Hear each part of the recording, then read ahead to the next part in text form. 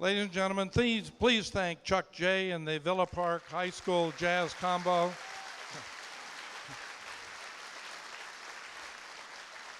Ladies and gentlemen, I'm Sandy Quinn. I'm president of the Richard Nixon Foundation.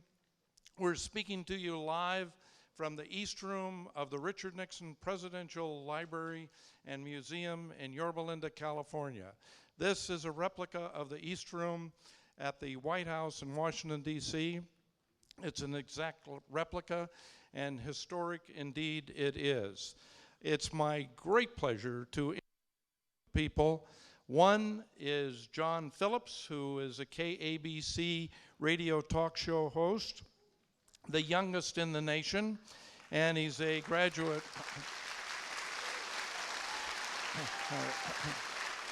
And as he comes in to come up on stage to have a conversation with Ann Coulter, he is accompanied by one of the most provocative and controversial writers in America, a Fox superstar, a syndicated columnist, the author of 10 best-selling books, including this one, Never Trust a Liberal Over 3. And she will autograph this book following the program.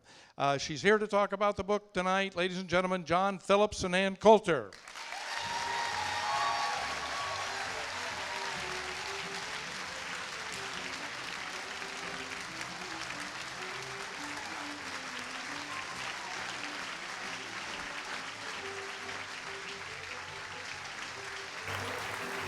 Thank you.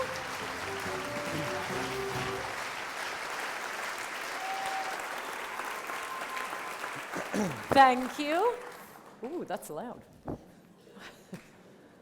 Good evening. Good evening, John Phillips. So good to be here with you. Isn't it great to be in Orange County?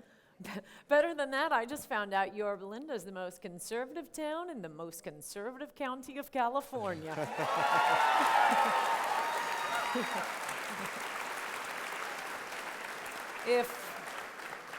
If amnesty goes through, that will be Utah. The only place where Republicans can win. Now, even though it's phenomenal to be in Orange County, we love being here at the Nixon Library, a lot of right-wingers, a lot of conservatives shy away from President Nixon because, after all, he was impeached for having the NSA spy on our citizens and our allies, for sicking the IRS on his political opponents, and for abandoning diplomats in posts abroad. And for telling a lie to the American people. If you like your health care insurance, you can keep your insurance. No, I know, it's like these standards of treason. I'm a lawyer, and so we look at precedents, and if you look at what people have been tried for treason for, Tokyo Rose, gosh, I can think of a lot of people we might want to try for treason over the last few years. But apparently we've just dropped, for example, Jane Fonda. Apparently with Jane Fonda, we just famously dropped any prosecutions for treason, and it's the same thing for impeachment. One of the articles of impeachment against Nixon, who did resign, wasn't technically impeached, unlike Bill Clinton, who was impeached. One of the articles of impeachment, and this is all covered in my very first book, High Crimes and Misdemeanors, against President Nixon, drafted by the able Senate staffer Hillary Rodham Clinton, was lying to the American people. And what did he lie about?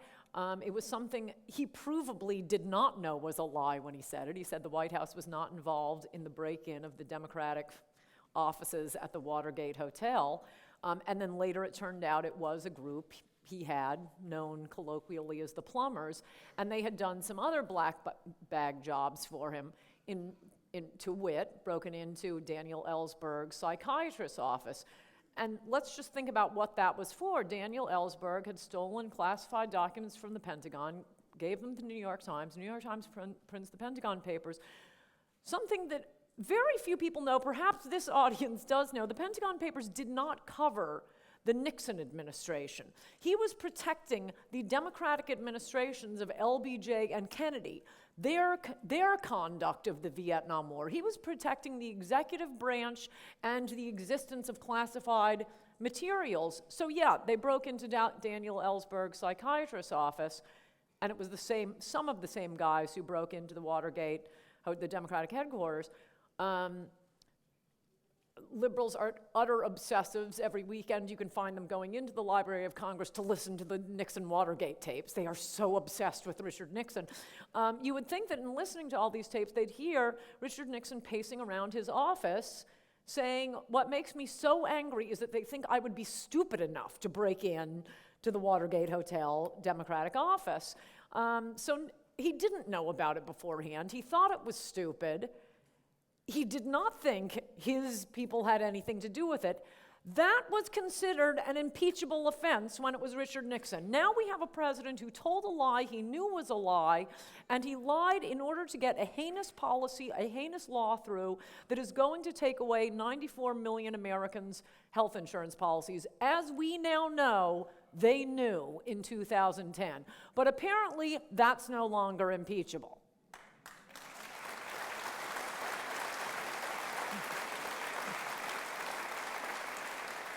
Oh, and one more thing. Sorry, and we won't talk about Nixon all night, though we are in the Nixon Library, but just one more point, because again, for Nixon obsessives, liberals seem to know very little about his presidency. Nixon never had any of his enemies audited. He went around the Oval Office fuming and saying, you know, they audited me when I was running for president. Democrats audited their enemies all the time. Oh, a tradition that has continued with both Clinton and now Obama. So okay, yeah, maybe he asked for his enemies to be audited, but you know, he surrounded himself with good people and decent people and honest people who said, I'm not auditing people for political reasons. No one was ever audited. Nixon himself was audited as president.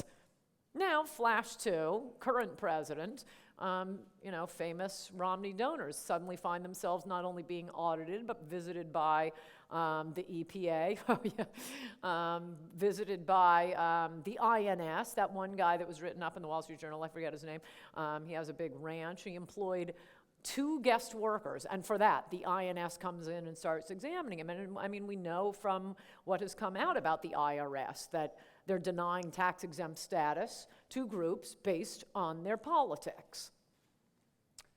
Now, in previous books, you have said that it's tough love for liberals, only you don't love them. Yes. In this book, That's my approach. there's tough love for conservatives, but you do love them. What's some of that tough love that you dished out in this book? Well, the theme of this book is that life is a horror when Democrats win.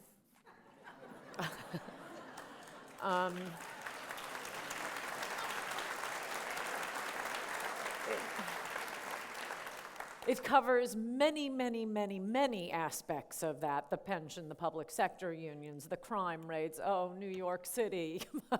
Oh, it's about to find out what it's like when a Democrat wins. And as I write at the beginning of the book, whenever Democrats get huge majorities in Congress and have a Democrat president, really, really bad things happen to the country. After Barry Goldwater loses an historic landslide, oh, and footnote, why did Barry Goldwater lose in an historic landslide? Because he was a libertarian purist who had to vote against the 1964 Civil Rights Act because it had restrictions on private businesses. Barry Goldwater, I mean, I'm annoyed at him over this, that I'm almost tempted not to defend him. Goldwater's department stores were integrated before, federal buildings in Washington were. He integrated the Arizona, as governor of Arizona, he desegregated the Arizona National Guard before Harry Truman, fully desegregated. He wanted some provisions of the 1964 Civil Rights Act to be tougher on contractors and unions that refused to stop discriminating on the basis of race. But he was a purist libertarian, so he voted against it because it had restrictions on what private businesses could do. Thanks, Barry Goldwater. Thanks, that's fantastic. And the idea, this is described a little bit more in my penultimate book, Mugs. In fact, it is fully described in that book. The idea that that was the beginning of Republicans taking the South is simply false. As I go through in that, the southern states Barry Goldwater won in 1964 were the states Richard Nixon and Ronald Reagan either lost or did worse in. We finally started to take the South only when the old Dixiecrats died out. Okay, anyway, 64 loses an historic landslide. What do we get after that?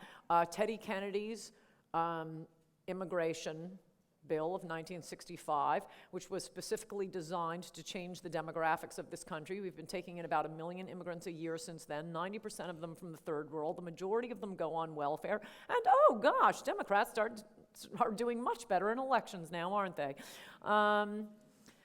We got the Great Society programs.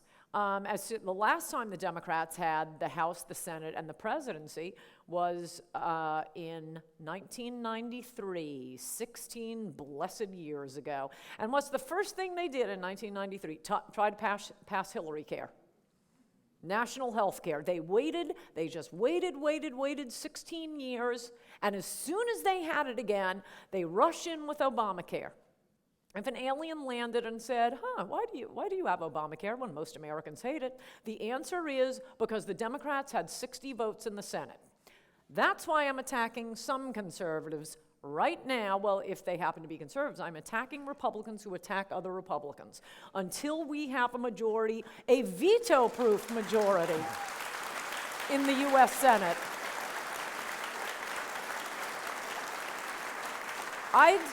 I don't care how bad the Republican is. Do not primary our own, particularly our own in safe seats. Let's take, Wyoming, Kentucky. Let's put these aside, safe Republican seats, and let's spend those millions of dollars taking out Mark Begich in Alaska and Mary Landrieu in Louisiana and Mark Pryor in Arkansas. There are 5 big, fat targets for Republicans in the 2014 Senate elections. And unless we win elections, we can't do anything, Republicans.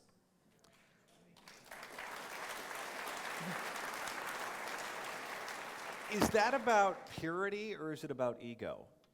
It's about a lot of things, both things. Ego in Wyoming. I'm sorry to say, because I love Liz Cheney, if only she had moved to South Carolina and primaried Lindsey Graham, we could all be friends. You have, as I describe at the beginning of this book, you have some show-offs. I mean, leaping ahead from the Senate elections to the next presidential election. All I ask of you Republicans is only consider, and I've made this mistake, so I'm not blaming you, only consider senators and governors in a presidential election. I mean, I've supported your own Duncan Hunter. When I was in high school, Phil Crane. Pete DuPont, he was technically a governor, but of a very small state. I know, he was so wonderful, but it's the equivalent of being a congressman. You have to be a senator or governor from at least a state in the top 50% of population states. Throw them into debates, pick out the best ones. Okay, so we have ego, and in the last election, I mean, there were a lot of showboaters. In fact, as recently as the last election, I was a huge supporter of Herman Cain. I just love that 999. No inspirational figures. I know you're all falling for Ben Carson. I love Ben Carson, but he is not going to be the nominee, and it's just going to distract us, waste time, and we don't have time for 312 primary debates this time. We really need to win. So sometimes it's ego. Now a lot of it is purity, like these idiot libertarians. I mean, tomorrow there's a governor's election in Virginia with the magnificent Ken Cuccinelli running against the dirtbag Terry McAuliffe. And for the past month, I mean, Virginia's going blue, too many government workers in Virginia. For the past month, Cuccinelli has been down by 10 points. Guess what the Libertarians polling at? Oh, 10 points. Thanks, Libertarians.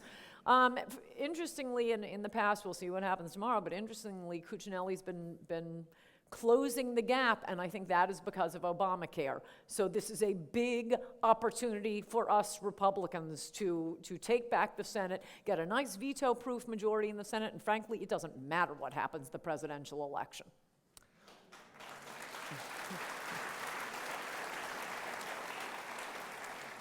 One of the reasons that Virginia is turning from red to purple is because of illegal immigration.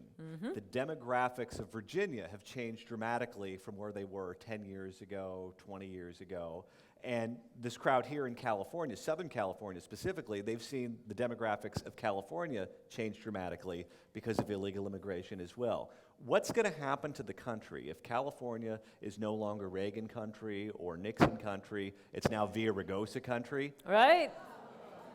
What's going to happen to the rest of the country if there's no stop, if we don't throw the brakes on? No, it's horrifying. As always, California is leading the rest of the country. You guys used to lead us on things like property tax limits. We liked that. You did give us Nixon and Reagan, and now a Republican cannot be elected statewide in this state. That will be the entire country if not only amnesty isn't stopped, but if the current form of legal immigration isn't stopped. We were talking about this on radio, so any of you who are listening to us, some of this will be a repeat. I don't understand why it is considered unfair for America to skim the cream of the world and get the best immigrants we can get. No, that's not fair. That top model should be forced to date short, balding losers and not good-looking rich guys. That's not fair. Maybe college football teams should, no, you can't take the star linebackers from high school. You need to take the blind midgets. That's our immigration policy. And I noticed that our immigration policy also seems to really help the very elite of the society, the Wall Street, the people with nannies and gardeners and pool boys, and the ones who need lots of cheap labor. It's very bad for the weakest among us, for low-wage workers, especially African Americans, especially Hispanic Americans, white-collar or blue-collar white workers. They're the ones who get hurt the most. That is not the Republican Party, Chris Christie. Wall Street is the Democratic Party. Democrats are the party of Hollywood, Wall Street, the elites, the plutocrats. They can have Mark Zuckerberg and George Soros and George Clooney. We're the party of the huge, vast middle class, and we care about all Americans. That's my first objection to our immigration policy and amnesty. And it just, I mean, Republicans believing their own bad press that we're the party of Wall Street, yeah, okay, maybe they'll give you some money. I promise you in the end, they're voting for Hillary. And secondly, the point you raise. If this isn't stopped, the entire country becomes California, and it'll happen slowly at first. You'll just start noticing, that's weird, we lost that election. I thought we were going to win that one. Much like the last election. Two crucial facts about the 2012 presidential election. One is Mitt Romney, and probably the main reason I was such a strong supporter of his, other than the fact that he wasn't the other guys, was that he was the best presidential candidate in my lifetime on immigration and amnesty.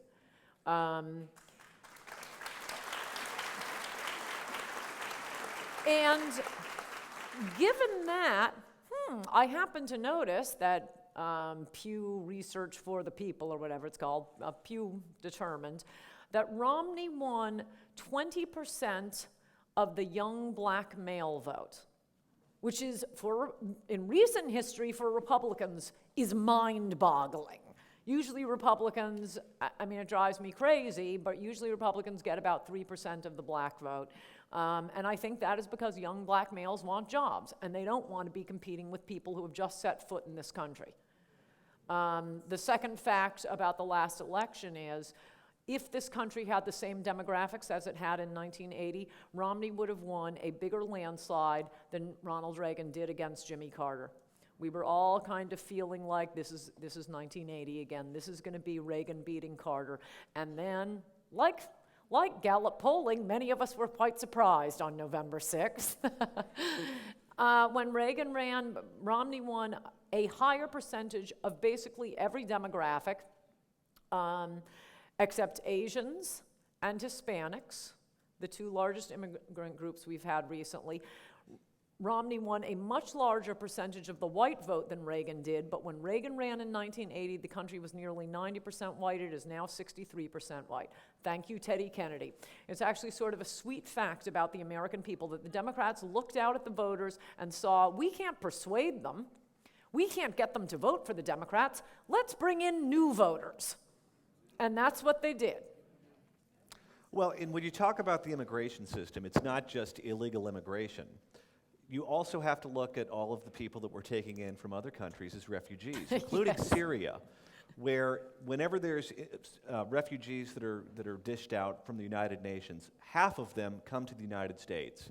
And of those that come to the United States, the majority go to California, or California picks up more than any other state in the country. Oh, lucky that's you. How but that's how the Tsarnaevs got here. Oh yeah, that's how the blind sheikh got here. That's how the Egyptian who shot up the Empire State Building got here. No, sometimes they're being persecuted in their own countries for a reason. But our immigration policy, instead of being used to help America, we're solving all the other countries' problems. Yeah, send us all your terrorists and losers and welfare recipients. No, I'm thinking our immigration policy should be, we should be bringing in people who are better than us, not worse than us. We want to get the average up.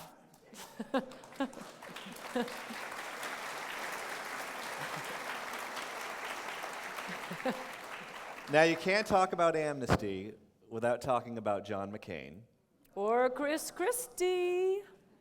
who is also an outspoken critic of waterboarding, Yes. which you talk about in the book. Yes, I do. This is one of my favorite parts of the book. It's just a short section on waterboarding.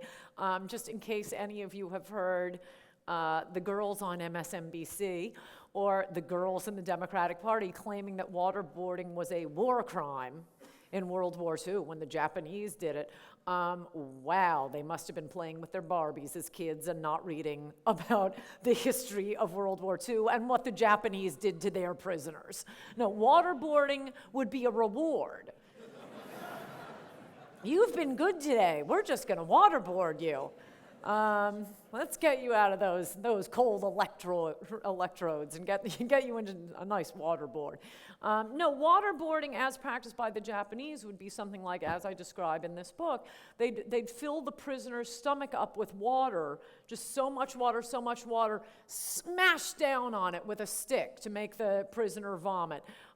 They would pour salt water down the prisoner's mouth until he vomited. Fill the prisoners, these are three different versions of waterboarding, fill the prisoner's stomach up with rice and then force him to drink water until his stomach exploded.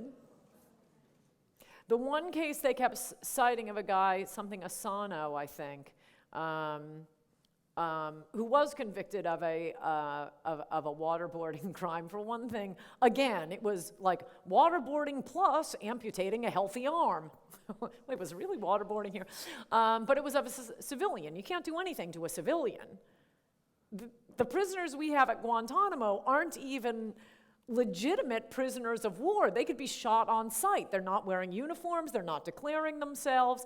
But I go through all of this in the book, so you will not be fooled. When Democrats, I saw at a hearing just this year, I think it was the hearing for the new head of the FBI, and you have all these Democrats just announcing on C-SPAN that waterboarding was a war crime back in World War II. No, it wasn't.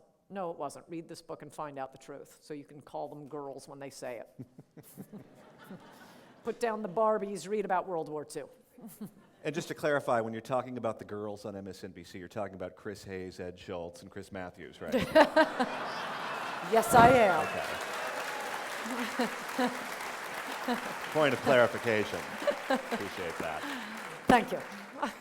And it's funny, when they talk about how we're treating the prisoners at Guantanamo Bay, they fail to mention that the biggest problem that they're having there right now is the epidemic of obesity. No, it's true. It's called the Gitmo 20. They're all gaining weight.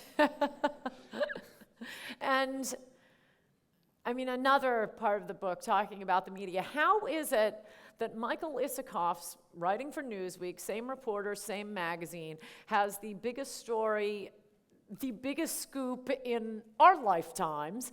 The President of the United States is molesting the help, perjuring himself about it under oath, suborning the perjury of others. Michael Isikoff has the whole story. Newsweek holds that one, allowing Matt Drudge to break it, and now thus introducing the Drudge Report to the world. But, yeah, that's right, one good thing out of it.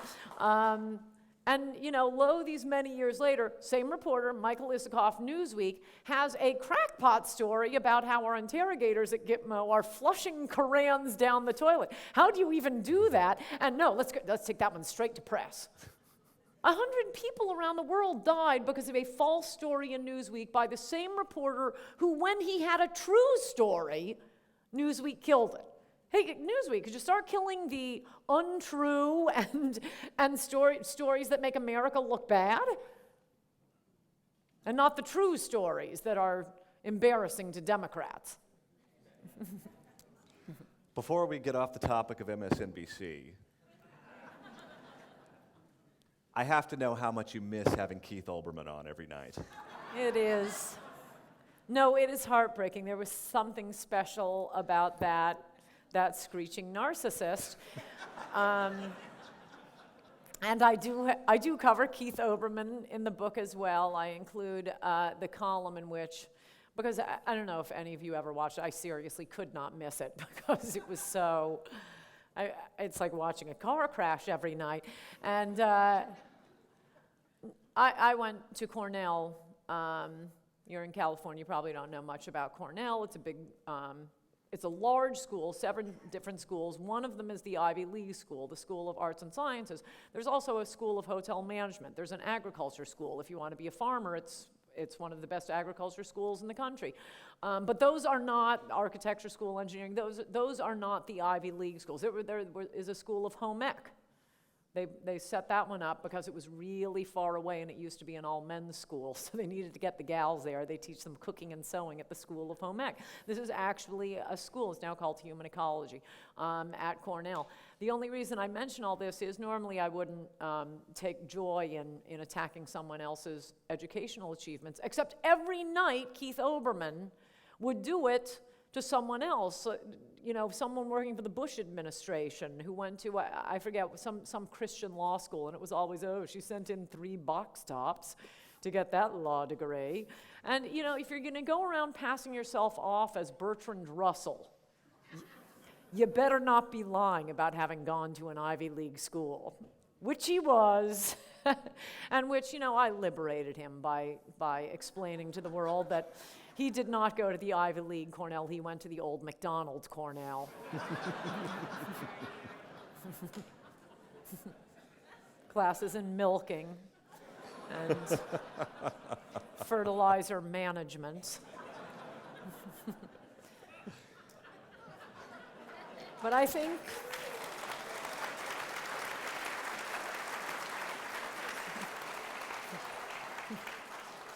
Oh, don't make fun of him too much. You should see his roses. They're prize winning. well, I have seen his Cornell diploma. Because it's technically called Cornell. It's just not the Ivy League school. It's like, I did too go to Yale. I went to the Yale locksmithing school.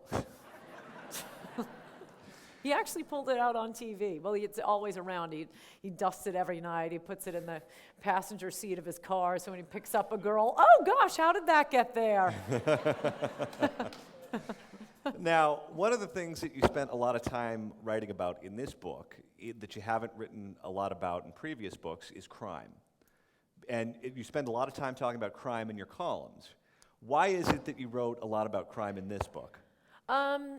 I realized that other than politics, the one thing I write about more than anything else is crime. And I mean, I think it's because that is the purpose of government. Keep us safe, whether it's safe from external enemies or in New York City, as they're about to realize. Oh boy, it's going to be bad. I start off the book with that, but that's part of life as a horror when the Democrats win.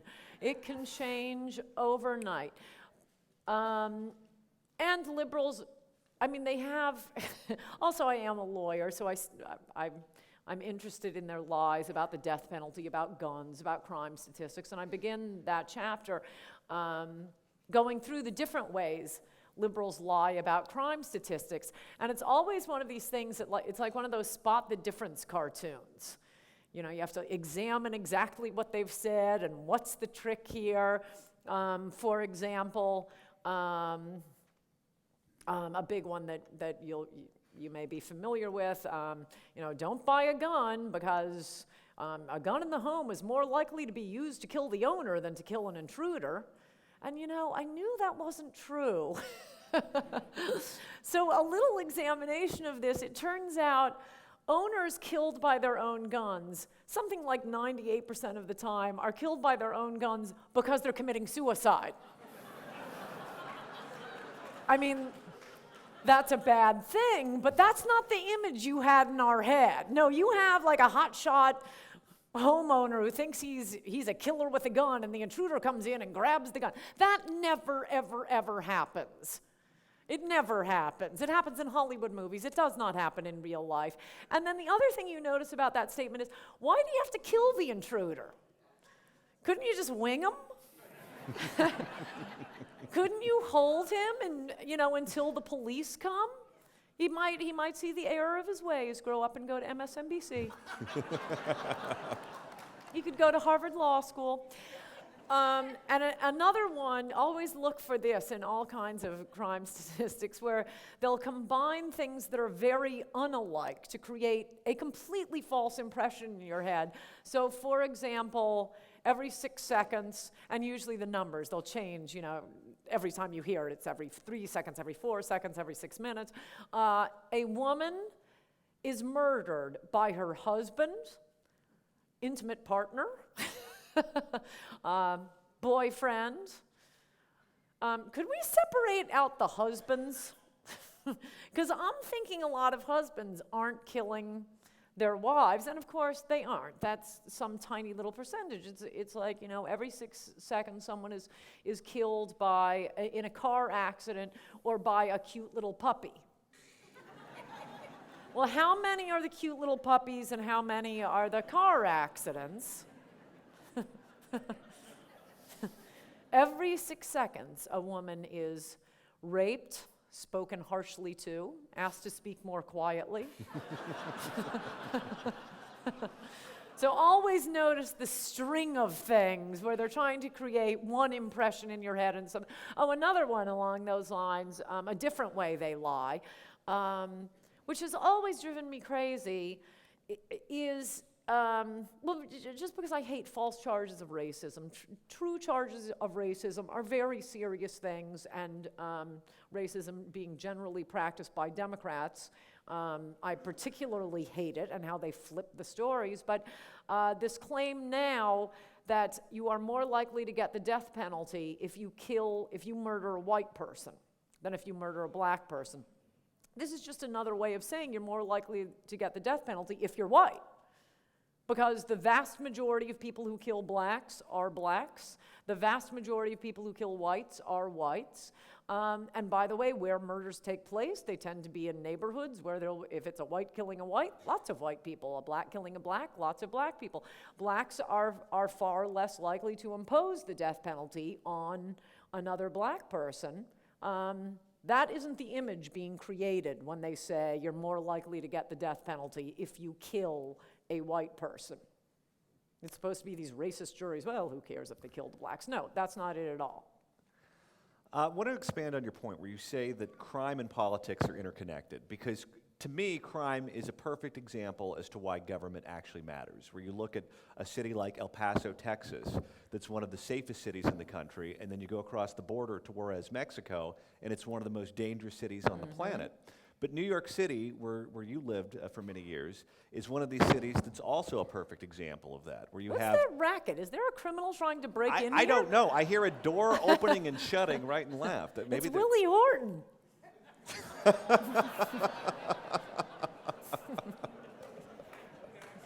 The young kids don't know who he is. Look him up.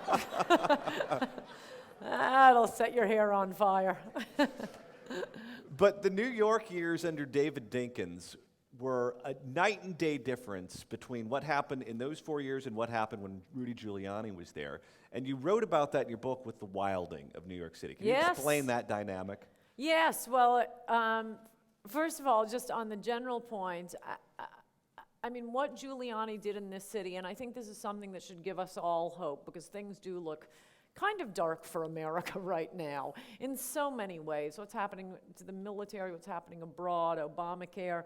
But remember, I mean, I was a kid then, but I remember the look on my father's face when Jimmy Carter was president, and I certainly specifically remember what New York City was like when I was a little girl growing up outside of New York, from John Lindsay to right up through David Dinkins, where it just got worse and worse and worse, and the city was bankrupt, and it was the ungovernable city, and we were assured no one could do anything about it, and Giuliani comes in, and overnight, it became one of the safest big cities. You know, Giuliani is responsible for about 30% of the decline in crime under Bill Clinton, which he went around claiming credit for while trying to stymie Giuliani every step of the way. Well, New Yorkers are about to find out what it's like under David Dinkins again. And I don't know, we'll see, but I don't think New Yorkers are going to believe it. They know what it has been like for the last 20 years, how safe it's been. I mean, you couldn't walk around your neighborhood in New York without some panhandler harassing you. Now, I mean, it makes commerce possible. It makes life possible. The parks are free. You can walk every place. And by the way, you so need one in downtown LA. A Mayor Giuliani. The New York Times, I mean, they will not give Giuliani credit for this miraculous transformation. And I quote them, I mean, you'll see this every night on MSNBC saying, oh no, the crime rate was starting to go down under Dinkins. And you'll see I have the exact statistics in my books, but it went down from, Dinkins' third year in office, it was like, let's say 2,500 murders per year, to his last year in office, 2,435 murders per year. It really, I mean, to say that, oh no, it started under Dinkins. Instantly under Giuliani, it starts falling 30% a year. By the time he left, I think there were about, I'm guessing these numbers, the accurate ones are in the book, something like 734 murders a year in New York. It was astronomical. It is like saying, no, really, the rate of Jew killing under Hitler started to go down his last year in office. I mean, do not give all the credit to the British and the Americans and insult the good name of the Fuhrer. No, it was going down before he left office. And I think it's not going to work with Dinkins. I mean, or rather de Blasio, if he pursues the policies he seems quite dead set on pursuing, ending stop and frisk, the crime rate will go up. We will head back. It can change overnight. It can change overnight. There are predators out there waiting to operate, and the consistent liberal approach to crime is, oh, if only we're nice to them, if we could elevate their self-esteem. No, it has nothing to do with their self-esteem. They are waiting for you to show weakness so they can pounce. Well, that's really also the case with the mentally ill, isn't it? I mean, you go to the big cities, you go to New York or you go to San Francisco, which has to be one of the worst in the country, where there are people who are aggressively panhandling on the streets, and they're cuckoo for Cocoa Puffs. They belong in a room with mattresses on the walls, but we allow them to roam the streets because we think it's compassionate. And that's also the same dynamic that we see whenever there's a mass killing. When you have something like what happened in Aurora, Colorado, or what happened in LAX last Friday, or any of these mass shootings, Yes. It's people that are out of their mind, and the left thinks that it's compassionate to allow them to operate in society. Yes, absolutely right. And I go through the recent mass shootings and all of the signs they were sending out, what you might call a red flag. Everyone who encountered Jared Loughner, he was the Tucson, Arizona mall shooter. He goes in to get a tattoo before the shooting, obviously. As he's walking out, the owner of the tattoo shop says to everyone there, that's another Columbine waiting to happen. in one of Jared Loeffner's classes, and this woman documented it. It wasn't, her saying later, oh, I always thought there was something off with that guy. First day in class with Jared Loeffner, she's sending emails to her friends saying there is a seriously disturbed individual in class. I'm worried he's going to bring a gun to class. Every time she goes to class, she keeps sending these emails to her friends saying, I think I have to drop this class. I'm seriously afraid. The teacher of the class, the professor, kept reporting Jared Loeffner. He said every time I'd write at the blackboard, I'd turn around and I was worried he'd have a gun on me. It's not like, oh, who's to say? Anyone could snap. No, everyone knew perfectly well. But the left, as you point out, and this was another battle of Mayor Giuliani's trying to get a homeless crazy woman, Billy Boggs, off the street. Her family was begging to have her sent to Bellevue. I mean, this is not compassion for the people who have generally paranoid schizophrenia. If they take their medication, they can have perfectly normal lives, but they don't know they're sick, so they won't take their medication. You need the threat of institutionalization. I keep citing this fellow, Fuller Torrey, who's written The Insanity Offense, and he's been screaming from the rooftops, basically since the deinstitutionalization movement began, saying, you are going to have mass murders, you are going to have a huge population of homeless people. Instead of putting the mentally ill in mental institutions, they're going to be filling up the prisons, and that is exactly what has happened. It's also, just, footnote to any Republican office holders, it's a fantastic issue for Republicans, fantastic issue, because everyone knows this is a problem of mental illness. It's not a problem of the device used. Sometimes it's not a gun. Sometimes it's a baseball bat. Sometimes the mass attack on a public school in this country that caused more casualties than any other was in Michigan, and it wasn't a gun, it was a bomb, and it was a mentally ill person. The problem is mental illness. It isn't the device being used. And the beauty part of Republicans pushing this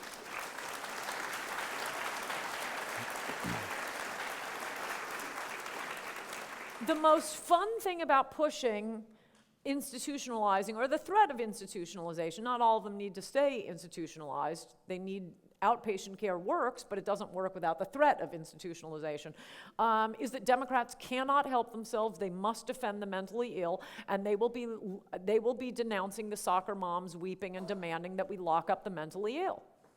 It is a beautiful issue for Republicans because liberals can't help themselves. The ACLU will be out there, as they were in New York, with this poor, crazy woman defecating on herself, smoking crack, and running into traffic. The head of the New York ACLU, I believe this is in the book, testified on her behalf, on Billy Boggs. That was a fake name she gave herself after a local newscaster. He said, why, Billy Boggs is as sane as any member of the New York ACLU. Well, yes, I think so.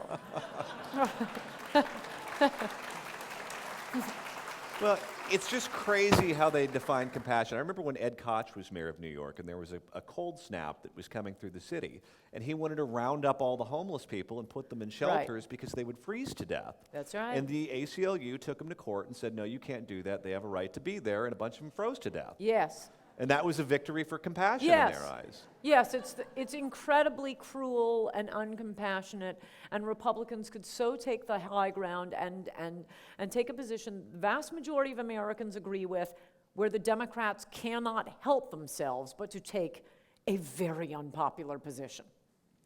Now, I don't know how to work the TiVo, so I haven't been watching a lot of Nancy Grace lately. Can you fill us in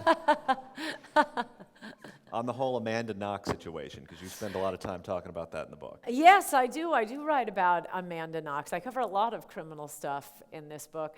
Amanda Knox case was this American girl from, I think, Seattle, goes a year abroad in Italy, and is accused of murdering her roommate in a really horrible, sex game with her boyfriend and another man in the room. And if you looked at the actual trial testimony, which was quite extensive, and when they write in Italy, when the judges, who are the jury, come up with their verdict, they write a full explanation. It was like 300 pages long. The evidence was pretty overwhelming. I mean, Amanda Knox's, her DNA was found on the shaft of the murder weapon. The roommate she was accused of killing, Meredith, her DNA was found on the blade, and the murder weapon, there were a few knives that were used. One of the murder weapons itself was found in Amanda Knox's boyfriend's apartment. So, start with that and add in lots of other, the fact that she kept lying about where she was that night and didn't have an alibi. And it was the strangest thing to watch, as I described in this book. I think this is on my media chapter, not even in my crime chapter, how the American media was just 100% in the tank for Amanda Knox. And it really was, that is the case African Americans should cite as, you don't care about crime unless it's a pretty white girl. Because I think the entire reason the American media was completely in the tank for Amanda Knox was that she was pretty. Overwhelming evidence, and kind of a gruesome case. It's amazing how that happens sometimes, and which ones pick up and which ones don't. The other one that's been getting a lot of play recently is the Michael Skakel killing, who is the Kennedy cousin who was convicted of murdering a poor girl with a golf club. And was convicted. He was sentenced by a jury and a judge. And now Robert F. Kennedy is all over television saying it wasn't him, it was a black guy. A relative of Kobe Bryant. Yeah. Weird that hasn't gotten more attention. Well, if you want to commit a murder, I recommend you do it in Greenwich, Connecticut, Boulder, Colorado, or Aspen, Colorado, a few other small towns. I used to say, you can't really blame the police. They haven't had a murder in this town in 20 years. And then I think, no, I watch TV. I know you're not supposed to trample all over the crime scene and have relatives coming in and out and alibis being formed. No, and if you're getting murdered, definitely do it in a place like New York City, because they will catch your murder. You think a lot of right-wingers got, I guess you should say, got their full of politics after the last election. They got tired of it because they thought that McCain was going to do it in 2008. That didn't happen. I didn't. They thought that Romney was going to do it in 2012. I did. That didn't happen. Do you think a lot of Republicans just burned out after that election on politics? Yes, especially, I certainly did. Especially after, first, look, McCain, that was just like, your plane is crashing in 6 months. Oh, I have to sit through this. That was the McCain campaign. Which you suggested inebriation. That's right. I started the webpage. To vote for him. GetDrunkAndVoteForMcCain.com. And for the highlight of our website, now defunct, was on Election Day, John Phillips got himself an absentee ballot. He had a breathalyzer. And on KABC, he kept drinking until he was legally drunk and voted for McCain. I did. Now, don't applaud too much because it's a radio station, so most people are legally drunk at 9 in the morning. But the last 3 years were pretty brutal. First you had the whole fight over Obamacare, and that was pre-Tea Party, the opposition to Obamacare. You had those huge protests, the lying false claims about the people protesting the vote on Obamacare using the N-word. Remember that one? And then Andrew Breitbart offered $100,000 to anyone in a mall full of video cameras and cell phone cameras, anyone who could produce video of that happening, and oops, couldn't find anyone. And yet, no apology. They'll bring that one out again. So first there was that. Then there's the pointless stimulus bills that only went to, prop up public school teachers, but not actually build some infrastructure. Then you have the creation of the Tea Party, the 2010 elections. Maybe a few too many Tea Party candidates. I'm thinking that Christine O'Donnell race doesn't look so good now when you start adding up the Senate seats that we shouldn't have been risking. Just take the loser Republican now. 3.5 years after no single Republican voted for Obamacare. Just take the Republican you have and move on to defeating a Democrat. Anyway, it was like war. It was just one thing after another.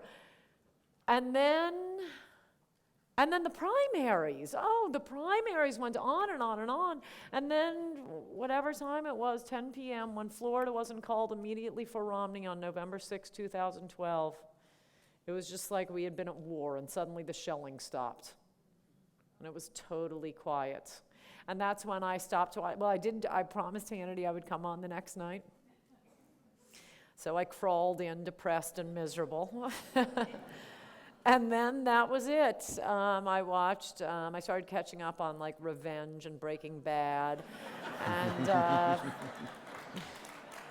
lots of Turner Classic Movies. I was so happy I didn't have a radio show then. Oh, you poor thing. If I had to talk about politics, I was seriously writing columns about my home appliances. Did you ever give Honey Boo Boo a try? I did not, but then they tried to grab our guns, and that got me back in. And then they tried to get the Democrats 30 million more voters with amnesty, and that got me back in. But part of the idea of this book was to make it a fun book on lots of different subjects, some of which we've discussed here tonight. My parents, I guess, obituary columns I wrote for them that I've always gotten a lot of comments on, a long interview on Christianity and my Christianity in the book. And I thought this is a fun book. It's not a heavy tome. You don't have to pick it up and read it from beginning to end. You can jump around in order to trick you all into being interested in politics again. Because we have a very important series of elections coming up next year. And like I say, I mean, that could be more important than the presidential election. We're always so focused on the presidential election. It could be, I mean, look at the state legislatures and the governorships. We're actually doing pretty well in the states. If we could translate that to the House of Representatives and the Senate, we don't need the White House. I'd love to take the White House. But, you know, it might be fun not to worry about the end of America every November every 4 years. All right, last question before we go to questions from the audience. At CPAC, I believe it was in 2011, you famously and correctly predicted that the Republicans would nominate Mitt Romney and would lose the election. Who's going to win the nomination next time? And are they going to win?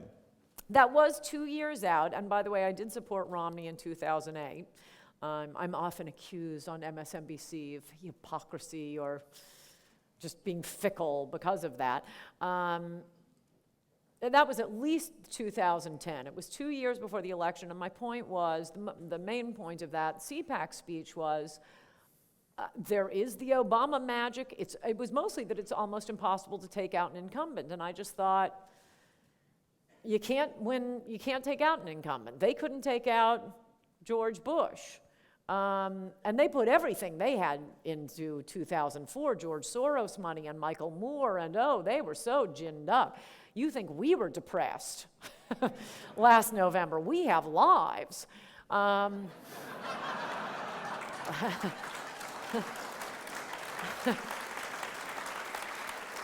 So it wasn't, I never hated Romney. I just thought at that point, you know, Chris Christie, he was so mean. And I loved him so much back then. Oh, Chris Christie, where have you gone? Since you were a chubby chaser back then. I was a chubby chaser. It was crazy. It was like running off with a biker. I came back to the responsible choice. And at first, after seeing his speech at our convention last year, did any of you see that? I flew to Tampa specifically to see Chris Christie's speech. You know, Mr. Street Fighter, he can say the things Romney can't say. It was the most boring state of New Jersey speech I've ever seen. And still, I was willing to forgive him because he's about to win re-election tomorrow in admittedly a large blue state. And again, he's mean to liberals, so I like that. But he had his temporary Senate appointee vote for Marco Rubi's amnesty bill. And I'm sorry, that isn't just one little vote that you get forgiven for. I'll forgive a Republican for just about everything. I'm not going to forgive you for wanting to give the Democrats 30 million more voters.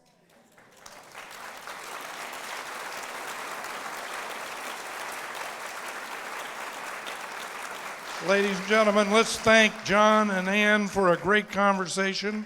Thank you, thank you, thank you.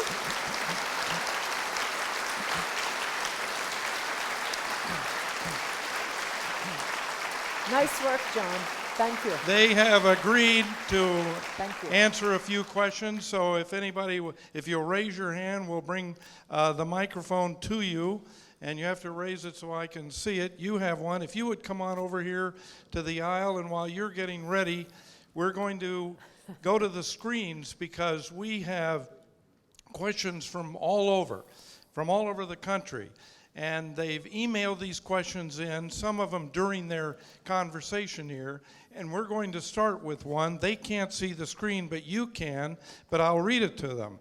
The first question is, conservatives are accused of a war on women, which you talk about in your book. How has this idea gained so much ground? From Nancy Baker in St. Louis, Missouri.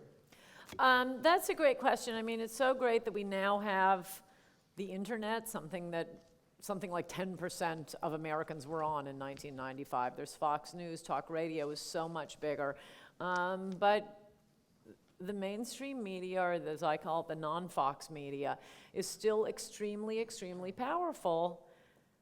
And I mean, I'll give you one example of that, and I have friends, I accuse them of being very suggestible. They're very angry with Mitt Romney for using the phrase self-deportation, as if it's like, you know, go F yourself.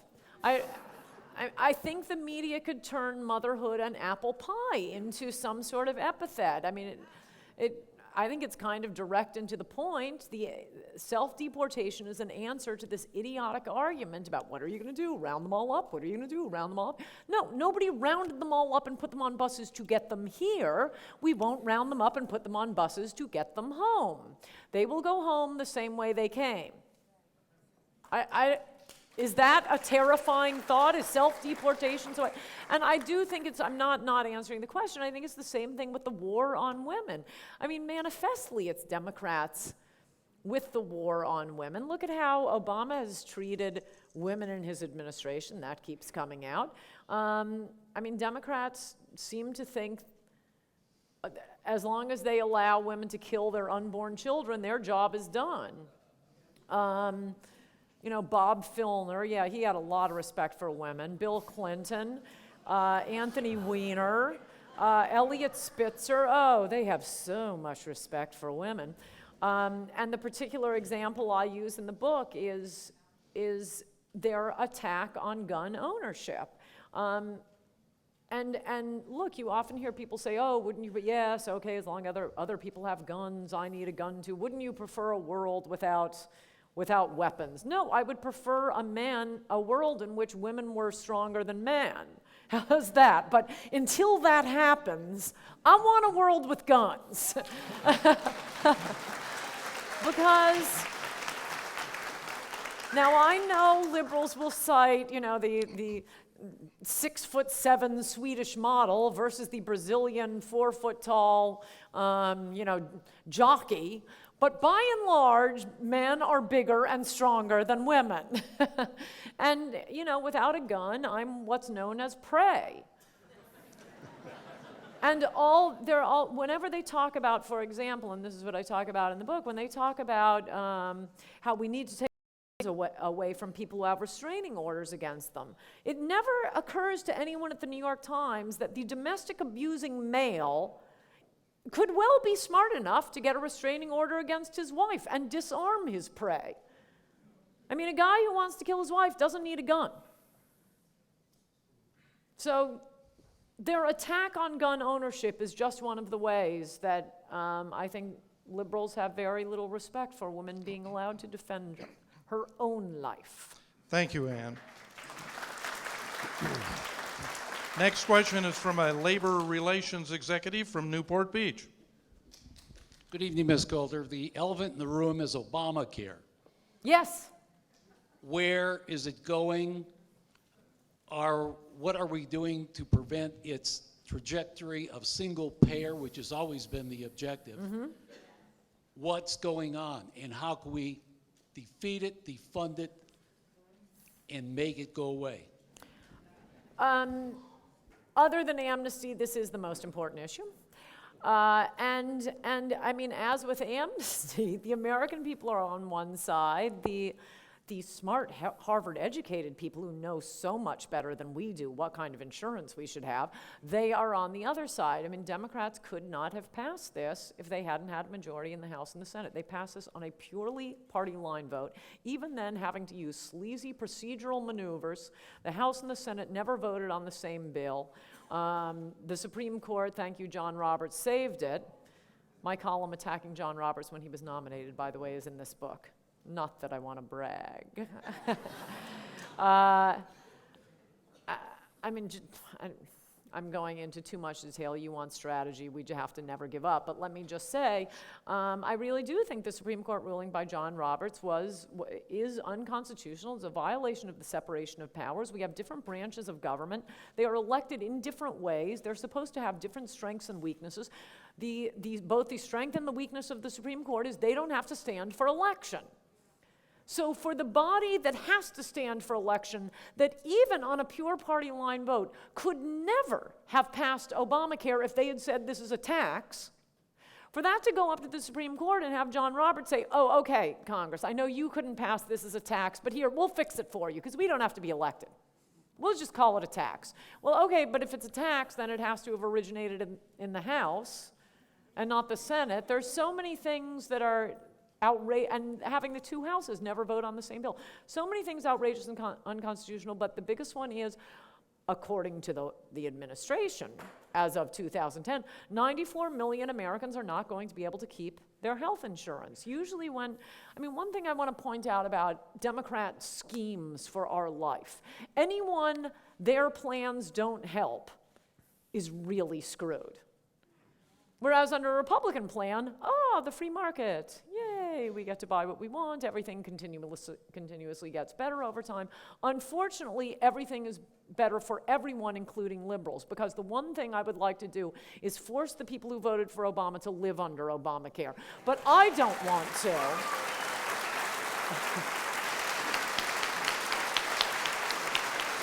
So I think, and quickly to answer strategy, this is why I love Ted Cruz, and gosh, I think he's smelling like a rose right now. I think he did it exactly right. There was no reason to carry it on any longer, but those 3 weeks with Ted Cruz acting like a general, organizing, being a whip in the House, branded the Republican Party as the anti-Obamacare party and has assured us something Republicans never seem to do, and that is we are revisiting this issue. You Californians will remember Jimmy Carter creates the Department of Education as a sop to the teachers' unions. Ronald Reagan ran on eliminating the Department of Education, and what do we still have with us today? Even the blessed Ronald Reagan couldn't get rid of, any stupid jackass advance by the Democrats, and Republicans just say, okay, you won that one. No, we are not saying you won that one this time. This time we're going back. Thank you, Ann. And I don't think we need to shut the government down again. I don't think we needed to keep it going. But that was a great thing Ted Cruz did, and you keep the pressure on Republicans. We are not giving up. A question from Facebook, from Santa Fe, New Mexico, from Jim Stacy. And the question is, how can Republicans regain their legacy on civil rights? And thank you, Ann, for all that you said about Richard Nixon's vision and initiatives on desegregation and civil rights in your book. Thank you. It's about time that story was told. Yeah, it's about time Republicans learned it. Richard Nixon was, without question, the best president on civil rights. He was the one pushing Eisenhower to push the Civil Rights Act of 1956, opposed by, that's right, LBJ. You wouldn't have needed a 64 Act if LBJ and his Democrats had not fought Nixon and Eisenhower on the original civil rights, or not the original, the Republicans have been passing them since the Civil War, always blocked by Democrats, always passed by Republicans. The only Civil Rights Act most young people today have even heard of is the 1964 Civil Rights Act. Why? Because it was the first one ever pushed by a Democrat president, ever, ever, ever. And as I quote in my second to last book, Muggs, this nonsense about LBJ saying, oh, pushing the 1964 Civil Rights Act, Democrats have lost the South forever. That was a quote invented by Bill Moyers. Even if he actually said it, I don't know why a self-serving statement by a politician somehow takes on this, well, he said it, it must be true. And thirdly, I am more inclined to believe, because this is what actually happened, the quote from the steward on Air Force One, overhearing LBJ explaining to a couple of Democratic senators after passing the 1964 Civil Rights Act and saying, after that act, we'll have them N-words voting Democrat for the next 200 years. That fits with history. As you will read in my second to last book, Muggs, I think we might have a few copies on sale here, but you really should read it if you're Republicans. You need to know the truth, as the Facebook person asked. You need to know the truth about our history, our Republican history on civil rights, because it is something to be proud of, and it is something that should have the Democrats hiding their heads in shame. It was not, the Republicans didn't pick up the Goldwater states, as I was saying before. No, those are the states Nixon and Reagan did worse in. It simply is not true. That is explained in my book. So how do we recover our history? Learn your history, Republicans. A retired business executive from Rancho Palos Verdes. My question is, Ann, I see California as just heading towards total disaster. What do you think it would take to turn it around? Besides you running for the U.S. Senate. I couldn't win out here. You guys can't even elect Carly Fiorina or Meg Whitman, these wealthy, attractive, slightly different Republican women. It's incredibly depressing. California is the most beautiful state in the union, and Democrats have wrecked it, just like they wrecked Michigan before it. Well, I think for the whole country, A, stop amnesty, B, change our legal immigration policies. We'd like fewer of the Zarnev brothers, the Boston bombers. And I'm thinking more of those lovely, did you read about, we got a family of German Christian homeschoolers. And Eric Holder deports them. Wait, is there a pushcart operator from Pakistan, illiterate in his own language, never mind ours, who still wants to come in? Sorry, Danish surgeon, we have no room for you. Again, I'm thinking fix both illegal and legal immigration, and then things are looking rosy for all Americans, not just the ones who need maids and nannies. You will see working class wages go up. You will see more African Americans employed. You will see more Hispanic Americans employed, and at better wages. One advantage we have over liberals, which is why they need to import government dependence via immigration, is, my own case accepted, Christians are having lots of children. We are totally winning the demographic war. That's why they have to import the Zarnev brothers. Thank you, Ann. We'll take one more from Facebook here, which I will read from the screen, and it's from John Miller in Scranton, Pennsylvania. Would the Republican Party fare better with a Tea Party standard bearer like Senator Ted Cruz and Rand Paul, or someone with more moderate appeal like Governor Christie if we're going to beat Hillary in 2016? Well, I'm trying to get conservatives out of this one fight between liberal Republican, conservative Republican. I supported Christie until he came out for amnesty. I do not think Romney was a rhino. He was better on amnesty, E-Verify. Taxes, Obamacare. He was a conservative candidate. So using the Facebook example idea, Christie dead to me. Cruz, like I said, I'm not coming out for anyone now, but gosh, he has certainly put himself in good stead with the Republican Party, and he is the smartest United States senator. I'll put him in a debate against anybody. Rand Paul is too short. He is. From Riverside, California.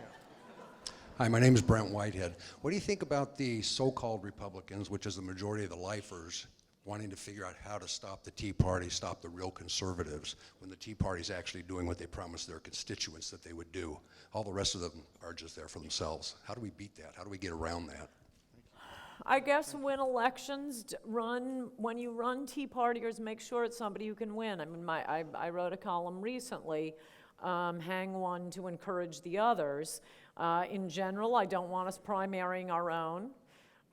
The one exception I would make to that is in South Carolina, a very, very red state. It's hard to imagine how there could be an upset and a Democrat could win Lindsey Graham's seat. A particularly egregious Republican, yes, check, Lindsey Graham. Now the question is, can the Republicans find a strong enough candidate to beat a long-term senator? I think it has to be a member of the United States Congress. One of those isn't running against Lindsey Graham yet. Boy, if one stepped forward, every place I go, I give a lot of speeches around the country, that candidate would get a lot of money and would win, and whomever sits back right now could end up losing that Senate seat forever, because senators do tend to hold their seats forever. But, I mean, I said it before, and I like Christine O'Donnell too, but Delaware is a very liberal state. Republicans really shouldn't, and especially looking back on it now, it's easy to say that. Indiana isn't that a liberal state. I mean, I can't even really blame anyone for Richard Murdoch, another one who started talking about, rape and abortion. We need to have a series of unfortunate hunting accidents in some of these cases. Oh my gosh, what are you doing? You are too stupid to feed yourself, and you're running for Senate? Same thing with Aiken. Then we have the Republican campaign consultants to deal with, who are just trying to line their own pockets, not run the strongest candidate. But speaking to people who are Tea Partiers, the main thing I'd say is run good candidates. Don't try not to make mistakes, and avoid primarying our own until we have a nice big fat veto-proof majority. I mean, I wouldn't primary John McCain these days. He voted against Obamacare. And there is no Republican I dislike more than John McCain. None. You may recall I was for Hillary in 2008. And we're going to, we have a lot of books to sign, so we're going to end this with a question from a 20-year-old journalism college student from Cal State, silence. We have a Long young kid Beach. asking And the he's question. holding your book, Never Trust a Liberal, in his hands, and he wants to ask you a That's question. a good one. Hi, Ann. I go to Cal State Long Beach, and was just wondering, since you're in the neighborhood, I was wondering if you could come to my college and give some of my liberal professors a talking to.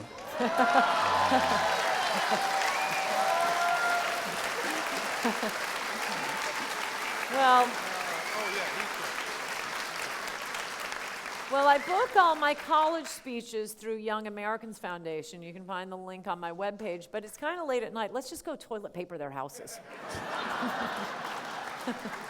Thanks, you've been a great audience. I'll see Thank you you. at the book signing. Thanks, you're great. Great job. Thank you! Oh, I love this! Oh, thank you.